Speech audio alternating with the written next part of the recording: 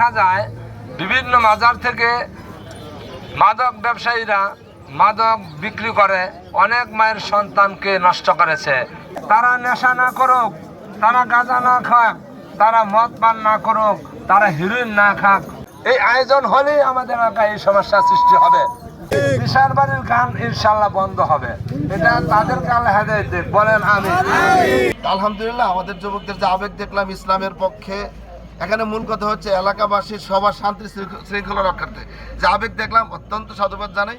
তো আমাদের এই সমস্ত কার্যকলাপের বিরুদ্ধে আমরা ছোট থেকে দেখে আসছি, আমাদের মাওলানা মহাশয় ওনার নেতৃত্বেই আমরা এলাকার মধ্যে এই সমস্ত জিনিসগুলো বন্ধ করে আসতেছি ছোট থেকে। আলহামদুলিল্লাহ, আমাদের ইউনিয়নের ছোট থেকে এই ধরনের কাজগুলো করতে দেই নেই।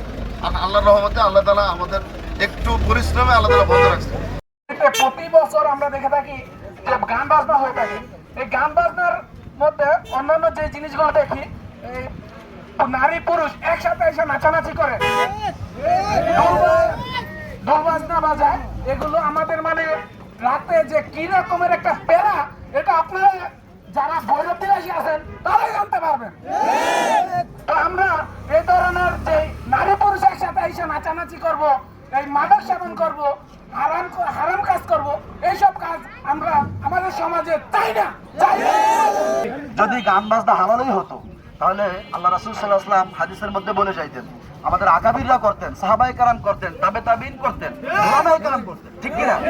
যদি গান বাজনা হালাল হতো তাহলে উলামায়ে কেরাম যেরকম কোরআন হাদিসের মাহফিলের মধ্যে সামনে থাকে, তাহলে গানের মঞ্চে উপস্থিত থাকতেন। কথা বলেন, তাহলে এতেই তো প্রমাণ হয় যে গান বাজনা আল্লাহ রাব্বুল আলামিন সূরা লুকমানের 6 নম্বর আয়াতে স্পষ্ট হারাম করে দিয়েছেন। এবং আল্লাহ রাসূল সাল্লাল্লাহু আলাইহি ওয়াসাল্লাম বলেছেন, আল গিনা উরুকিয়াতুজ জিনা, গান হলো জিনার মন্ত্র।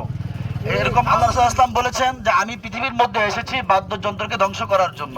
তাহলে গান বাজনা যদি হালাল হতো, একটা কথা আপনারা সহজে বুঝবেন, উলামায়ে কেরাম প্রত্যেকটা ভালো কাজে আমাদের এলাকার প্রত্যেকটা মানুষকে একত্রিত করে। কথা এই বিশাল বাড়ির গান এবং অশ্লীলতা আমি বন্ধ করে দেব।